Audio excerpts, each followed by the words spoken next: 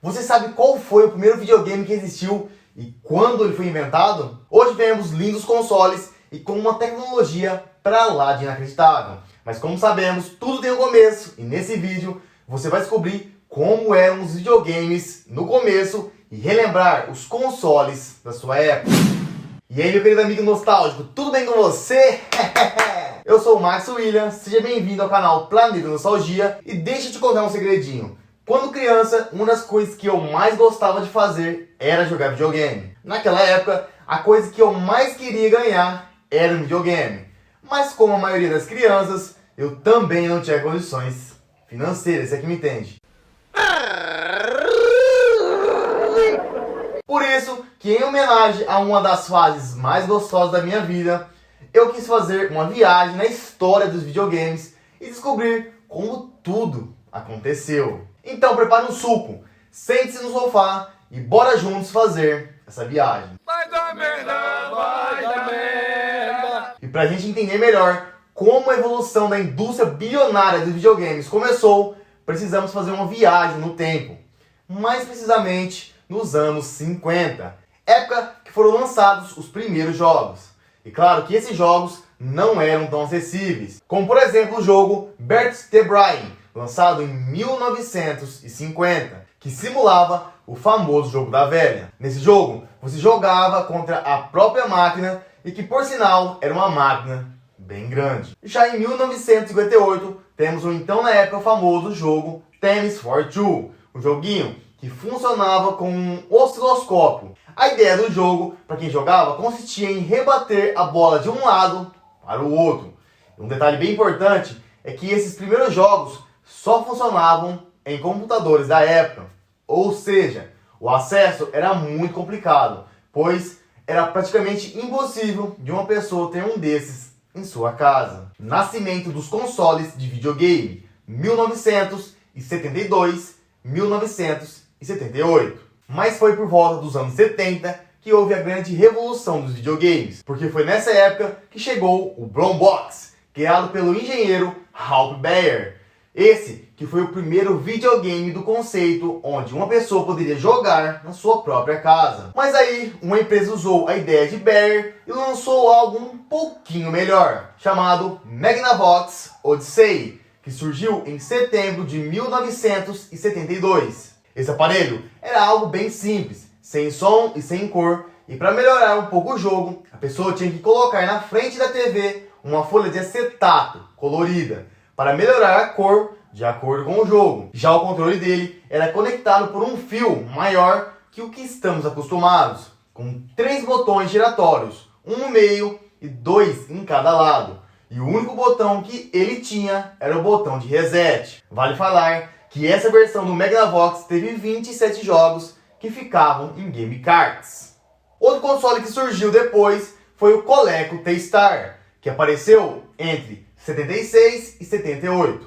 Esse foi um pouco mais acessível, pois tinha um preço um pouco mais em conta que o Magnavox. E esse então, meu querido irmão nostálgico, foi o que podemos chamar de primeiro passo do que conhecemos hoje em relação a videogames. Mais uma prova de que tudo que é grande começa pequeno, não é verdade? O sucesso do Atari, 1978, 1984. Já os anos 80, meu irmão, foi marcado pelo que muita gente chama da segunda geração dos videogames. Geração que ficou conhecida também pelo início da era dos cartuchos, que vinham com vários jogos para colocar no seu aparelho de videogame, usando o que chamam de processadores de 8 bits. E o primeiro console dessa geração a usar os cartuchos foi o Farkill Channel F. Esse que seria um padrão usado por mais 2 décadas seguintes. Lançado em 1976 pela empresa Farkill Semiconductor. Porém, o console mais famoso dessa geração foi o Atari 2600,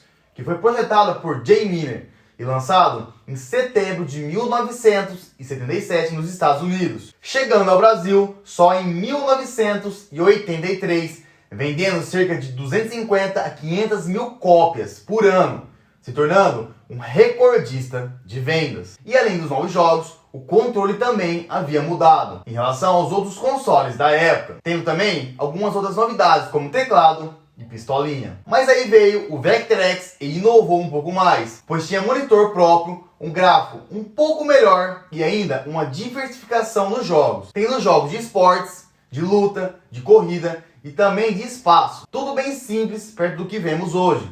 Porém, mesmo com a inovação, esse videogame não chegou a fazer tanto sucesso. E foi nessa geração também que apareceram grandes marcas da indústria, como por exemplo a Activision, que foi fundada em 1979, mesmo ano que surgiu o Microvision, o até então considerado o primeiro videogame portátil. E graças ao sucesso grandioso para a época do Atari, todo mundo queria criar um console. Devido a isso, uma das épocas que mais surgiram consoles foi essa. Só para você ter ideia, entre metade de 82 e início de 83, ou seja, em 6 meses, apareceu consoles como o Emerson Arcade 2001, o ColecoVision, o Vectrex, o Atari 5200, o Intellivision 2, Coleco Gemini. Olha o tanto, meu mano. E olha que eu só falei as marcas mais famosas. Mas infelizmente, com a vinda de muitos videogames, o que era para ser bom acabou sendo ruim. Pois como todo mundo queria criar um console,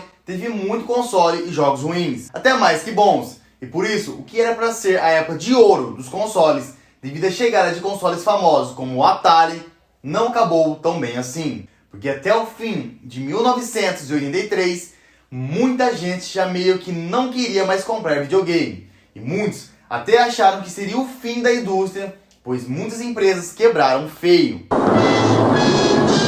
Mas vale mencionar também que essa, digamos, crise só aconteceu em países como os Estados Unidos. Surgimento do Nintendo, 1984-1990. Depois de toda essa bagunça de crise na indústria de videogames, as empresas japonesas apareceram com força total e apresentaram alguns protótipos de videogames. Estou falando dos videogames de 8 bits. E se você não sabe, um bit nada mais é que um processador, e é isso que determina a velocidade, o espaço de memória e a qualidade de um videogame, por exemplo. A Nintendo lançou o famoso Famicom, conhecido no Brasil como Nintendinho, e que foi o salvador da pátria dos videogames na época.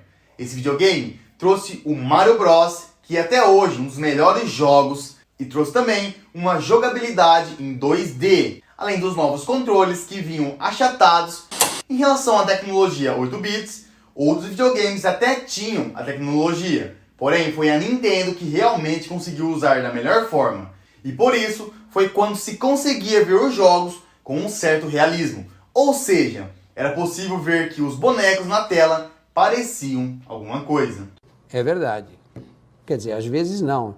Os jogos tinham mais cores, a qualidade do áudio era melhor, existia música nos games e tudo era mais fácil de ver. Além disso, na época teve outros videogames, como o Master System da Sega e o Atari 7800, que também fez um sucesso, mas dessa vez bem menor que o primeiro lançamento. Mas enfim, essa época dos videogames teve a Nintendo dominando tudo por causa dos 8 bits, e achava que os 8 bits se manteria muito mais tempo no mercado.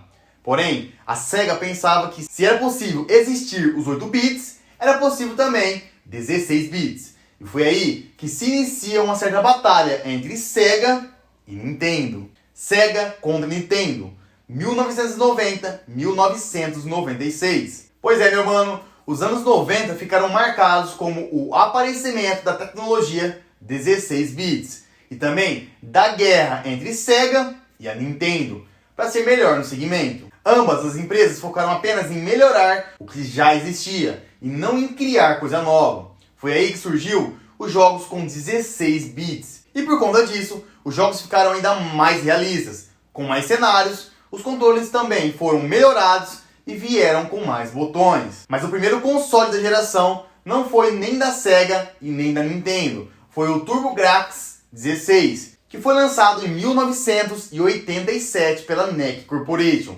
Mas com a chegada dos consoles melhorados das gigantes Sega e Nintendo, o TurboGrafx foi sumindo aos poucos. Isso aconteceu porque quem estava brigando com ele era o Mega Drive da Sega, o Neo Geo da SNK e o Super Nintendo, que veio com uma tecnologia 16 bits e que mais uma vez foi o mais famoso e mais vendido da época. E vale lembrar também que foi nessa época que surgiram os primeiros videogames de CDs, com os Sega CDs e o PC Engine CD. Mas mesmo com essa novidade, o que marcou mesmo a época foi o Mega Drive e o Super Nintendo. De um lado, o ouriço azul Sonics e do outro, o bigodudo Mario. O Mega Drive foi lançado em 1988, um pouco antes do Super Nintendo. Por isso, a Sega achou que desbancaria a Nintendo. O Mega Drive foi sim um sucesso e vendeu muito no mundo todo, mas isso até a Nintendo lançar o Super Nintendo em novembro de 1990, que além de 16 bits, trouxe uma nova tecnologia chamada Mode 7, que era possível fazer rotação nos gráficos dos jogos. E teve também os videogames portáteis, que veio com o Game Boy da Nintendo e com o Game Gear da Sega. E mais uma vez, quem ganhou a batalha foi a Nintendo com o Game Boy, pois tinha uma bateria que durava muito mais tempo e principalmente porque tinha um jogo que fazia muito sucesso na época, o Tetris. A chegada dos 3D, 1996, 1999. Antes da chegada dos 3D, já existia a geração 32 bits. E os primeiros consoles foram o 3DO, o Amiga CD32 e o Atari Jaguar. Porém, esses videogames acabaram sendo esquecidos com a chegada dos grandes, como por exemplo o Sega Saturn, o Nintendo 64 e uma nova empresa muito conhecida nos dias de hoje, mas que estava dando as caras naquela época, o PlayStation da Sony. Eles chegaram chegando e trouxeram um videogame com 64 bits, com uma maior capacidade de processamento e armazenamento. E com a chegada dos 3D, teve uma grande evolução nos gráficos. Agora você lembra que a Sega e a Nintendo estavam em uma batalha para ver qual seria a melhor? Pois é, acontece que com a chegada da Sony no mercado, isso meio que deixou de existir. Porque no dia 3 de dezembro de 1994, foi lançado no Japão o PlayStation. E aí, por causa do preço mais baixo, do designer e dos ótimos gráficos, o PlayStation disparou na frente dos outros. E o que mudou também foram os controles. No Nintendo 64 mesmo, foi lançado um direcional analógico que deu uma melhor precisão no direcionamento dos jogos. Já no PlayStation, os botões eram um pouco maiores e também foram adicionados outros botões como os R2 e os L2. E nessa época, também começaram a surgir os cartões de memória. Surgiram também os Hub Parts, que para quem não sabe, era um acessório que ficava encaixado nos controles para poder fazer alguma coisa a mais, como por exemplo, produzir vibrações, algo que ainda não existia. E esse acessório foi lançado em 97 pela Nintendo no Nintendo 64. Já a Sony, para não ficar para trás, lançou a versão DualShock, que era uma versão do controle do Play 1, mas que agora vinha com uma vibração ativada, além da opção analógica para movimentar os jogos. Adeus Sega e chegada da Microsoft, 1999-2004. Nessa época surgiram os 128 bits, e depois daí já pararam de classificar os consoles por bits.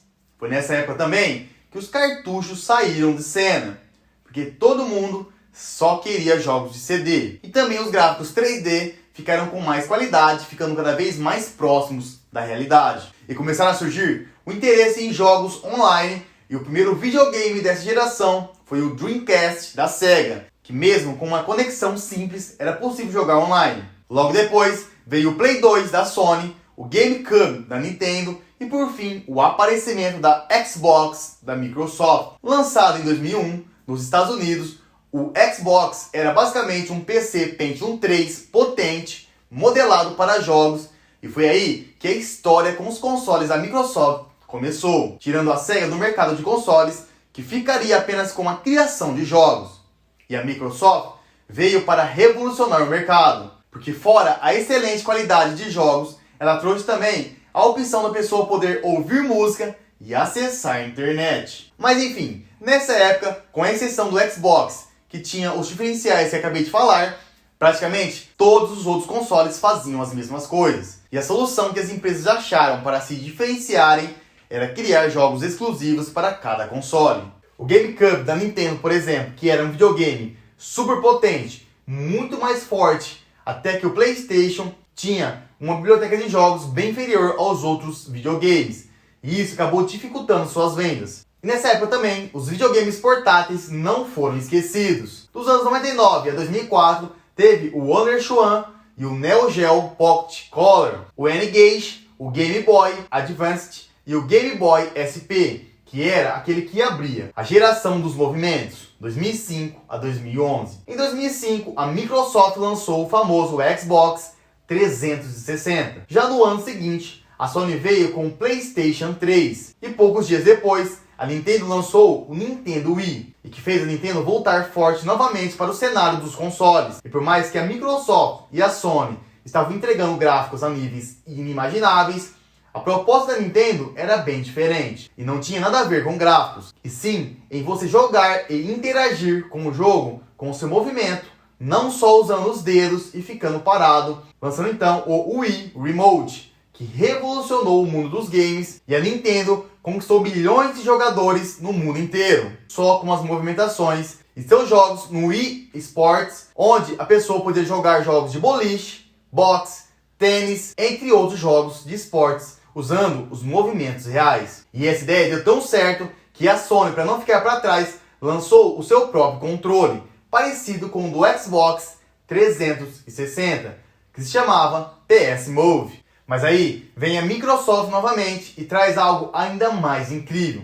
Estou falando do Kinect. O Kinect, meu irmão, não precisava de controle. O aparelho ficava em frente à pessoa, só captando os movimentos, e isso já era o suficiente para o jogo funcionar. E o legal também é que, de certa forma, essa novidade ajudou até a melhorar um problema no mundo, que é o sedentarismo. E foi nessa época também que os controles sem fio apareceram, e também a opção da pessoa comprar e armazenar os jogos pelo próprio videogame, através da internet. E nessa época, os portáteis que tinha era o Nintendo DS, da canetinha, e a Sony com a linha de PSP. Gráficos próximos da realidade, 2012 a 2020. Como os gráficos dos consoles já estavam bem evoluídos, o desafio da indústria seria levar esses gráficos e resolução o mais próximo da realidade possível. Já em questão de lançamento da época, em 18 de novembro de 2012, a Nintendo lançou o portátil Wii U. Depois veio o PS4 em 15 de novembro de 2013 e por último, o Xbox One em agosto de 2016. E o que revolucionou o mercado de games na época foi a jogabilidade multiplayer online. E praticamente todos os jogos dessa geração eram feitos com esse propósito. Em relação à batalha das empresas, enquanto a Sony e a Microsoft batiam de frente, a Nintendo sempre seguia o seu caminho, fazendo jogos e as coisas que eles queriam. Tanto é que eles lançaram o Wii U, que não tinha nada a ver com o Play 4 e nem com o Xbox One. Mas a realidade, meu irmão, é que já não tinha muito o que criar. Diferente de quando os consoles apareceram lá nos anos 50 e que qualquer coisa era coisa do outro mundo, uma coisa de nova que apareceu nessa geração foi os óculos de realidade virtual. Última geração, 2020 até hoje. Pois é, meu irmão, chegamos ao que muitos chamam de última geração, ou, na minha opinião, a geração atual, ao que temos gráficos cada vez mais reais, com uma jogabilidade incrível e até com cenas de filmes no meio dos jogos, trazendo cada vez mais a realidade virtual. E até o momento, os lançamentos dessa geração são o PS5, o Xbox Series X e Series S. E agora, eu quero saber de você, o que importa para você? Um jogo divertido ou um jogo mais realista? E o que você acha que vai ter nos próximos consoles? Me fala aqui nos comentários. E se você gostou desse vídeo, deixe seu like aqui embaixo, se inscreva no canal, é muito rápido, fácil e 100% gratuito. E você ainda tem o benefício de ser avisado pelo YouTube quando tiver vídeo novo por aqui. Assista também outro vídeo do canal, é só clicar aqui. Clicou? Tamo junto e a gente se vê no próximo vídeo. Fui!